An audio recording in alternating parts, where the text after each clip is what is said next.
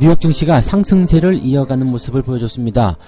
일단은 긍정적인 이슈들이 조금 더 나오지 않았을까 이렇게 판단들이 되고 있는데요. 일단 이번 주에도 반등세를 이어가게 될 것이다. 그리고 최악의 국면은 지났다. 장기화되는 어떤 우려감들은 이제부터 줄어들게 될 것이다. 등등의 여러가지 긍정적인 전망들이 나오고 있습니다.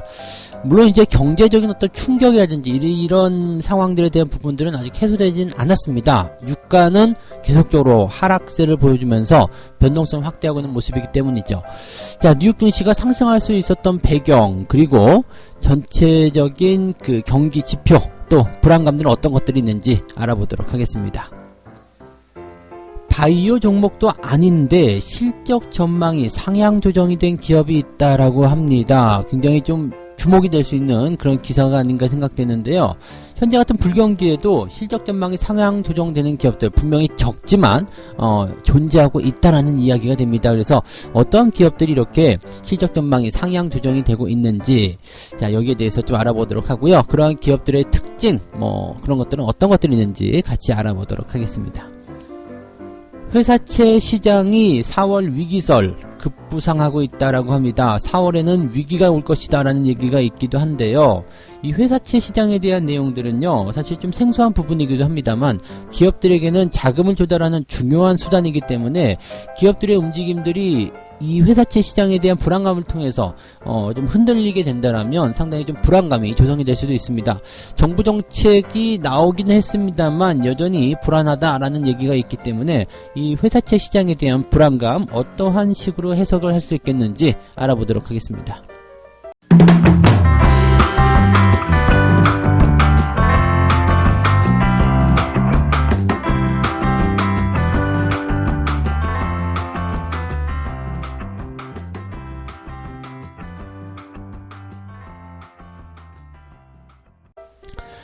네, 반갑습니다. 오늘은 3월 31일 화요일입니다. 마지막 3월의 영업일입니다. 이제 4월로 넘어가게 되면 좀 많은 것이 바뀌게 될 것 같아요. 그 4월 달에는 이제 계약에 대한 여부가 일단 전달이 될 것 같고요. 그 다음에 지금 현재 이 상황들이 좀 이제 정점을 찍고 좋아지는 단계로 들어가는 그런 첫 단계 이렇게 봐야 되겠죠. 그러니까 사실은 보통은 3월 정도가 보통 때 같으면은 새로운 시작, 이제부터는 다시 시작해보자, 그런 어떤 결과물들이 생겨나기 시작하는 그런 시점들이 아니었을까. 또 많이 익숙해지는 그런 시점이 이제 3월 말 이렇게 되지 않았을까 생각이 되는데, 4월달이 이제 그런 시기가 조금 늦춰졌다 봐야 되겠죠. 그래서 한 달여 정도 조금 늦게 시작해도 큰 문제는 없지 않을까 싶기도 하고요. 자, 어쨌건 새로운 시작을 좀 내포하는 그런 4월의 시장을 기다리고 있기 때문에 과거에는 4월 위기설 해가지고 4월에는 장이 안 좋다 그런 얘기도 있었습니다만, 올해는 이 조금 이따 말씀드릴 회사채 시장을 제외하고는 특별하게 부담될 것 없다, 이제는 좋아질 것이다, 이러한 긍정적 기대감들이 조금 더 지배적인 것 같습니다. 다우지수가 일단은 상승세로 강하게 마감이 좀 됐습니다. 지금 3%대 상승을 보여주면서 상승폭에 대한 부분들은 지난 주말에 올라갔었던 내용보다는 좀 약하죠. 지난 주말에는 좀 더 많이 올라갔었는데 이번에는 상승폭이 조금 적다, 이렇게 볼 수도 있겠습니다만, 내용면에서는 지금 이 상승의 흐름 자체가 굉장히 긍정적으로 보여질 수도 있겠습니다. 상승 출발 이후에 하락 전환을 했다가 그 다음에 상승세로 전환이 되면서 굉장히 강한 속도로 상승이 지속되는 가운데 마무리가 된 흐름이거든요. 그래서 이런 포인트들은 일단 지금 현재로서는 부담될 게 전혀 없다라고 우리가 판단을 해볼 수 있는 내용이 좀 되는 거거든요. 또 투자 심리가 그만큼 많이 개선이 되었다라고 볼 수도 있는 내용인 것 같습니다. 실제적으로 백신 개발에 대한 그런 기대감들도 생겨나고 있는 모습이 좀 있기도 하고요. 그다음에 가장 중요한 부분은요, 이렇게 증시에 대한 상승을 유지시켜줄 만한 그런 어떤 기대감들, 이런 것들은 장기화될 수 있는 경기적 충격에서 투자자들이 이제는 벗어날 수 있다, 그 정도까지는 안 갈 것이다 라는 기대감이 작용했기 때문입니다. 그래서 어떠한 내용이냐면, 지금 사회적 거리두기라는 그 내용들을 아마 아실 거예요. 그 미국이 지금 진행하고 있는 부분들이 있죠. 이게 사람과 사람 간의 어떤 그 거리를 좀 두고 그다음에 사회적 접촉을 피하고 뭐 그런 것들, 뭐 파티 금지 뭐 이런 것들 유럽에서도 많이 나오고 있는 내용들인데 애당초에는 이제 부활절 전에 이것을 좀 끝내자, 이런 식으로 이제 트럼프 대통령이 이야기 좀 했었단 말이에요. 그래서 경제활동을 제대로 좀 해보고 싶다. 그래서 이 부활절, 4월 12일이 부활절이거든요. 근데 이 4월 12일 전에 이 모든 것을 끝내서, 그냥 정상화 시키는 것이 어떻겠느냐. 나는 그것을 보고 싶다. 이런 식으로 얘기를 했었단 말이에요. 그런데 이렇게 됐을 경우에는 또다시 이 감염자의 수가 늘어난다거나 전체적으로 경제적 충격이 더 커지게 되고 그렇게 확산이 다시 한번 돼버리게 되면 장기적인 경기 충격을 피해갈 수가 없다라는 이런 얘기가 나왔단 말이에요. 그래서 이게 뭐 이런 것들을 보고서로 해가지고 트럼프 대통령한테 보고를 좀 해줬다라고 합니다. 그러니까 그걸 보고서는 그래요. 그렇다면 뭐 이걸 기간을 좀 연장을 더 하는 게 나을 것 같네요라고 하면서 미국은 지금 4월 말까지 사회적 거리 두기라는 지침을 연장하겠다라고 밝혔습니다. 자, 이게 왜 좋은 소식이냐면 사실 이게 뭐 상황이 굉장히 위중해졌다거나 또는 뭐 부담이 많이 커졌다거나 이런 것들을 통해서 나온 것은 아니고요. 확산세가 이제는 점점 줄어들 수 있는 상황이고 많이 진정이 되고 있는 상황입니다. 그런데 이런 상태를 완전히 종식시키기 위해서 조금 더 신경을 써서 진행하자 이런 식의 내용이라고 보시면 되는 거거든요. 그러다 보니까 일단 지금 받아들인 경기적 충격은 어쩔 수가 없다. 그렇지만 장기화되는 것은 막았다 이 얘기죠. 그러니까 우리가 산불이 났을 때 그 왜 산불을 막는 방법 중에 하나는 다른 곳으로 번지지 않기 위해서 맞불을 놓는 방법이 있잖아요. 그런 맞불 작전이라고 보셔도 될 것 같아요. 그래서 그러한 내용들이 이제 투자자들의 심리를 크게 안정화시킨 거죠. 아, 길게 가지는 않겠다. 조만간 끝날 것이다 라는 어떤 기대감들, 그런 것들이 좋지 않을까라고 생각이 되고 있고요. 그 다음에 뭐 존슨앤존슨 쪽에서도 뭐 백신의 임상시험을 예고한 것들 뭐 이런 것들이 대단한 호재로 작용이 되었다 이렇게 얘기가 좀 되고 있습니다. 거의 뭐 종식에 대한 부분들이 다가오고 있기 때문에 아마도 투자 심리가 좀 많이 개선이 되지 않았었을까라고 판단이 좀 되고는 있습니다. 자, 근데 문제는 하나가 있죠. 유가입니다, 유가. 유가가요, 지금 20.09달러, WTI죠. 네, 이 서부 텍사스산 원유, 이걸 가지고 우리가 많이 보고 있는데, 이게 추가적으로 더 하락을 해줬어요. 그래서, 20.09달러, 지금 10불대를 눈앞에 두고 있는 상태입니다. 이게 18년 만에 최저 수준이다라고 얘기가 나옵니다. 2002년 시기인데요. 장중에는 뭐 이미 19.27달러까지도 하락을 했었던 부분이 있었기 때문에 사실 10달러대가 무슨 의미가 있느냐 이렇게 말씀하실 수도 있겠습니다만 이 유가가 가지고 있는 의미는 굉장히 큽니다. 경기에 대한 어떤 전반적인 부분들을 반영하는 내용도 좀 있고요. 즉 경기가 좀 위축이 되고 있기 때문에 이렇게 유류의 소비가 줄어들게 되고 그리고 유가의 가격이 떨어지는 것이다 이렇게 얘기가 되고 있기도 하고요. 그 다음에 이게 그 위험자산으로 포함이 좀 되거든요. 그래서 주가와 연동되는 부분이 좀 있습니다.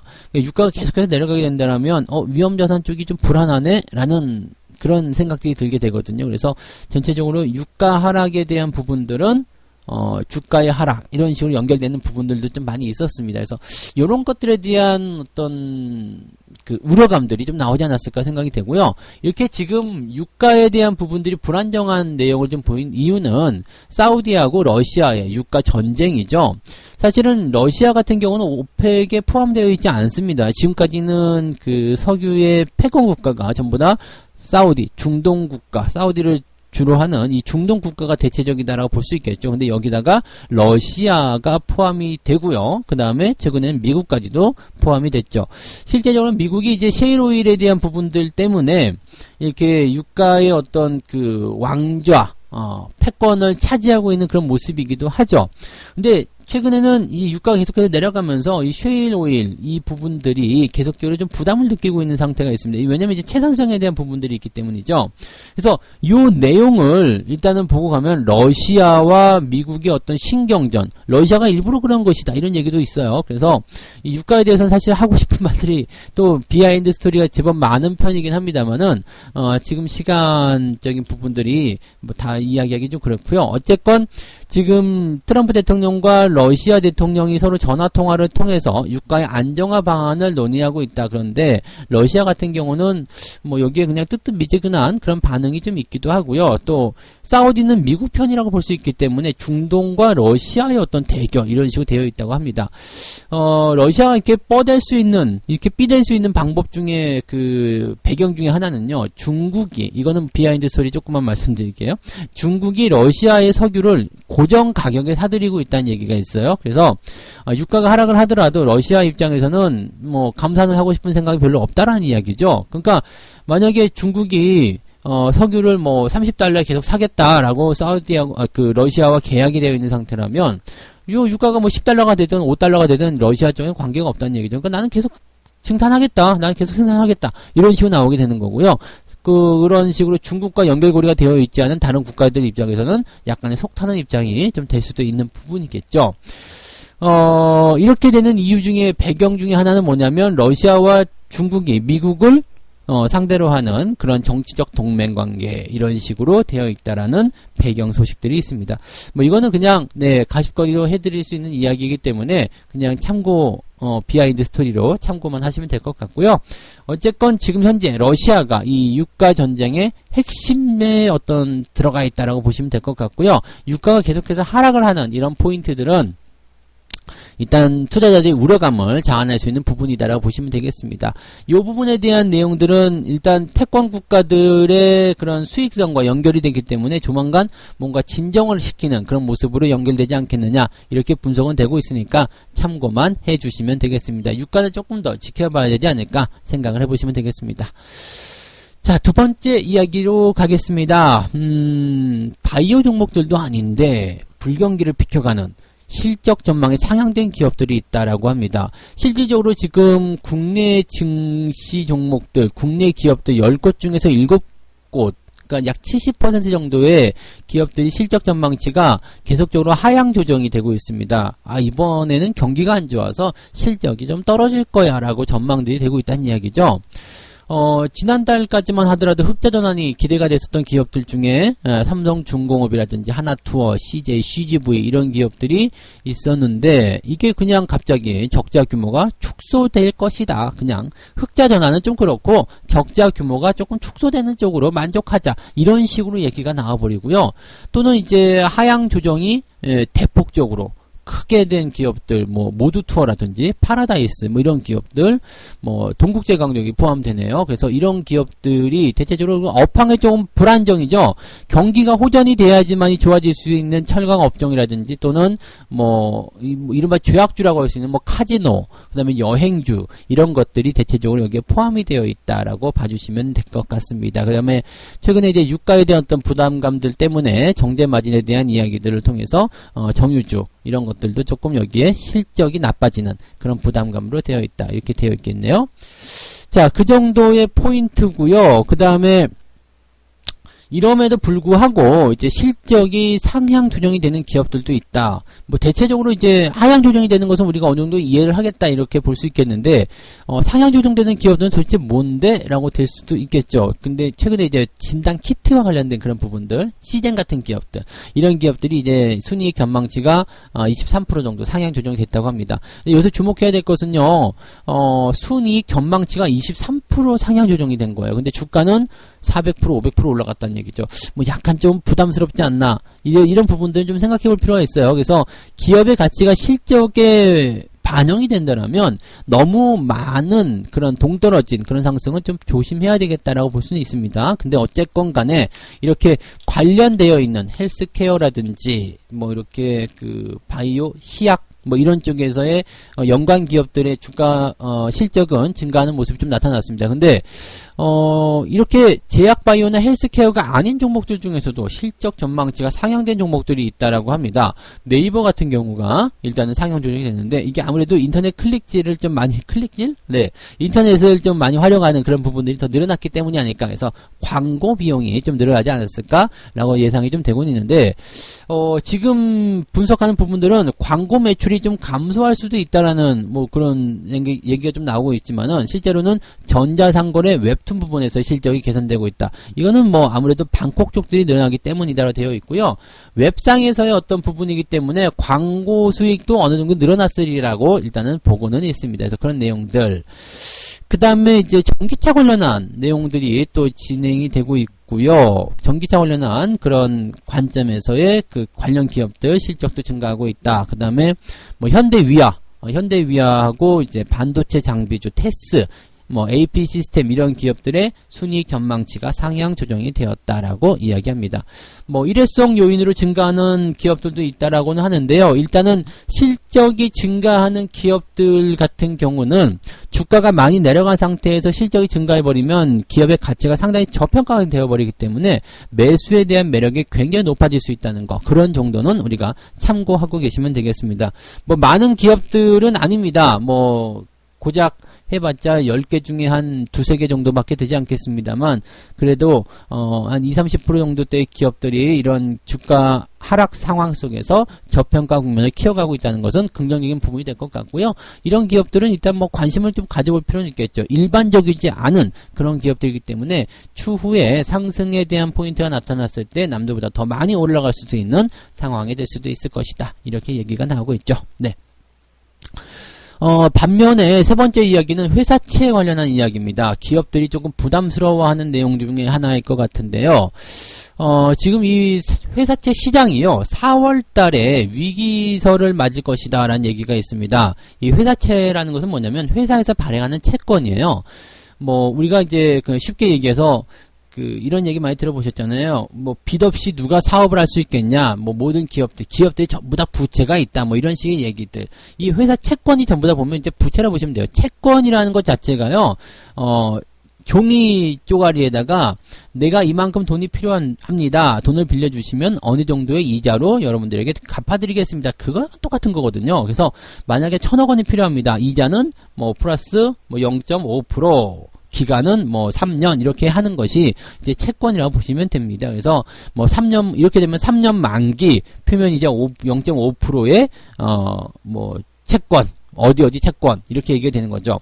근데 이게 이 채권이라는 것이 국가가 발행하면 국채가 되는 거고 회사가 발행하면 회사채, 개인이 발행하면 사채 이렇게 되는 겁니다. 그래서 이 채권의 개념이 이렇게 되는데 회사채라는 것이 이것도 등급이 있겠죠. 사람도 다 등급이 있잖아요. 국가도 등급이 있는 것처럼 우량한 기업, 아주 대기업이야. 망하지 않는 기업들, 뭐 삼성전자 이런 기업이다. 그러면은요 어떻게 될까요?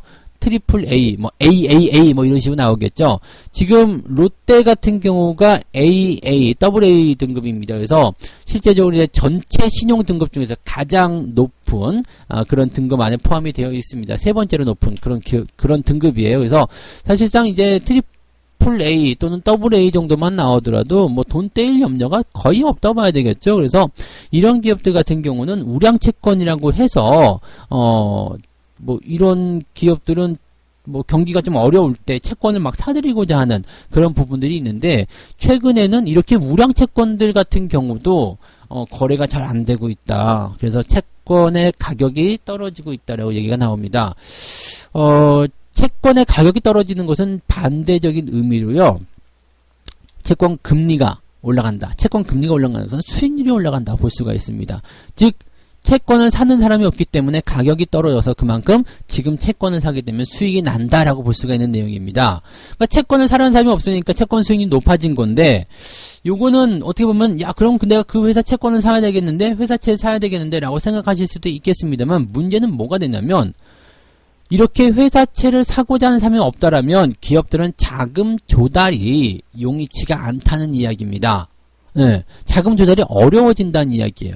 자금 조달이 어려워지게 되면 어떻게 될까요? 빚내서 투자하는 기업들, 이게 지금 어떤 식으로 돌아가냐면 현재 1번 채권이 있어요. 그래서 내가 1,000억 원을 빌렸어. 근데 이게 만기가 있잖아요. 만기가 오면 이것을 갚아줘야 되거든요. 근데 이것을 어떤 식으로 갚냐면 다른 채권을 발행을 해서 그 기존에 있는 것을 만기를 갚는 그런 식으로 간단 말이에요. 그러니까 새로운 채권을 발행을 해서 해야 되는데 새로운 채권을 사는 사람들이 없어요. 그러면 어떻게 될까요? 자금 조달이 어려워지게 되겠죠. 자금 조달이 어려워지게 되면 지금 만기가 도래하는 채권을 갚을 수가 없게 돼. 그럼 뭐가 돼요? 파산이죠. 네. 그러니까 이거는 사실 유동성 위기에 들어갈 수밖에 없는 상태가 되는 거죠. 이게 최악의 경우가 이제 파산이다 이렇게 얘기를 했습니다만 사실 파산으로 이어지는 경우들은 별로 없고요. 근데 아시아나 같은 경우가 이제 지난번에 이제 이런 뭐 부채 비율이 높아진다거나 그래서 이제 기업의 신용 등급이 떨어지는 이런 상황이 벌어질 수도 있거든요. 근데 기업의 신용 등급이 떨어지는 상황이 벌어지게 된다. 돈을 못 갚게 되면 어떻게 돼요? 신용도가 떨어지게 되죠. 그런 상황이 벌어졌을 때 기업의 신용도가 떨어지게 되면 채권을 발행했을 때 더더욱 안 팔리겠죠. 왜냐면 우량 채권 AA 등급이 뭐 어느 정도 팔린다라고 되어 있었는데 이게 AA 등급이 아니라 저 밑에 갑자기 B 등급으로 떨어진다. 이러면은 누가 B 등급을 사겠습니까? 그죠? 경기가 어려울 때 불안함이 있을 때는 우리가 신용은행 제1금융권, 뭐, 국민은행이나 신한은행 이런 데다 맡기지, 저축은행 이용 잘 안 하잖아요. 그게 똑같은 겁니다. 그래서 이런 등급에 대한 부분들이 지금 현재 회사채 시장을 위기로 몰고 있다라고 얘기가 되어 있는 겁니다. 이 정책적인 부분들은 분명히 있습니다. 뭐, 정부가 이제 회사채를 지원하기 위한 여러 가지, 정책들, 또 돈을 풀기도 하는 그런 내용들. 사실 미국 같은 데서는 뭐, 기업 어음이라든지 또는 뭐, 이런 쪽으로까지 유동성을 더 확대하겠다고 되어 있습니다만은 일단 정부에서는 은행이 보유하고 있는 회사채에 대한 그런 뭐 지급 보증이라고 해야 되나요? 뭐 그런 것들을 담보로 한 뭐 무제한 양적 완화 이런 정도까지는 해당이 되어 있는 상황입니다. 그래서 사실 여기에 대한 요구도 굉장히 많았어요. 조금 더 확대해야 된다 이렇게 되어 있었는데 이것은 이제 정부가 어떤 식으로 나올 것인지 좀 보긴 해야 될 것 같고요. 정부 대책 이후에 시장이 조금 개선은 되고 있다라고 되어는 있는데 여전히 아직까지는 불안정한 모습이 있어서 추가적인 정부 정책이 필요하다 이런 얘기가 나오고 있습니다. 이번에는 뭐 서민들을 위한 어떤 대책들보다도 기업의 어떤 이런 상황들, 기업의 그 채권 상황들을 조금 완화시켜 줄 수 있는 그러한 내용들. 그러니까 뭐 어느 정도를 보조시켜 주겠다. 정부가 뭐 보증해 주겠다. 이렇게 된다면 안정화가 더 높아지겠죠. 그러니까 그런 식의 내용들이 있어야 되지 않겠나 생각이 되고요. 뭐 아니면 외국 정부처럼 회사채를 사들인다든지 뭐 그런 어떤 직접적인 지원도 필요하지 않겠느냐라는 얘기가 있을 수도 있겠습니다. 그래서 뭐 그런 정도로 판단해 보시면 되겠고요. 4월 위기설에 대한 이야기가 있지만 실질적으로 시장 자체가 반등을 하게 되고 경기가 터닝을 하게 되는 상황이 된다면 이 높아진 금리, 높아진 수익률 때문에 오히려 이런 수요가 더 증가할 수 있을 것이다라고 예상이 될 수도 있습니다. 그래서 위기설을 이야기하기엔 조금 어렵고요. 이 경기 전망이 얼마만큼 빨리 선회를 하느냐에 따라서 달려있다라고 봐주시면 되겠습니다. 그래서 그 정도로까지만 생각해 주시면 되겠네요. 자, 이렇게 해서 오늘 세 가지 이야기 전달해 드렸습니다. 뉴욕 증시가 기분 좋은 상승을 계속 이어가고 있다. 이번 주에도 반등을 보일 것이다. 뭐 백신에 대한 어떤 기대감도 나오고 있고요. 그 다음에 사회적 거리두기에 대한 연장이 장기적인 불안감을 없앴다라는 긍정적 기대감이 나왔다 보시면 되겠고요. 대신에 이제 유가에 대한 부분들이 조금 부담스러운 그런 내용들은 포함하고 있다라고 봐주시면 되겠습니다. 최근에 바이오 종목들도 아닌데 실적 전망이 상향되는 기업들이 있다라고 되어 있습니다. 여러 가지 사정에 의해서 나타나는 부분들이겠습니다만 지금처럼 대부분의 기업들의 실적 전망치가 낮아진 상태에서 실적 전망치가 상향 조정되는 것들은 그래도 관심을 가져볼 필요는 있겠다라고 말씀을 드릴 수가 있었겠고요.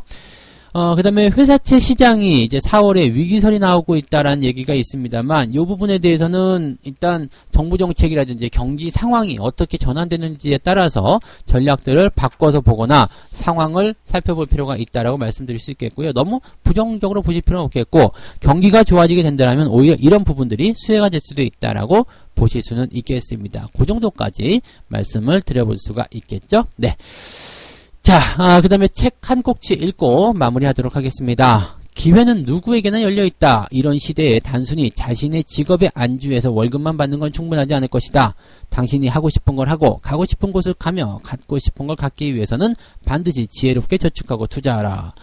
어떻게 보면 지금처럼 좋은 기회에 여러분들이 저점 매매 확보를 잘해줄 수만 있다라면 거기서 나타나는 수혜들은 상당히 클 것이 생각됩니다. 앞으로 먼 미래를 내다보고 투자하신다면 이렇게 상황이 안 좋았을 때, 그 다음에 주가가 많이 내렸을 때, 상대적으로 저평가라는 포인트가 많이 생겼을 때 투자하시는 것이 유리하다는 말씀을 드릴 수가 있겠죠. 자, 오늘 여기까지 하고요. 오늘도 기분 좋은 하루 만들어 보시기 바랍니다. 저는 다음 시간에 다시 올게요. 고맙습니다.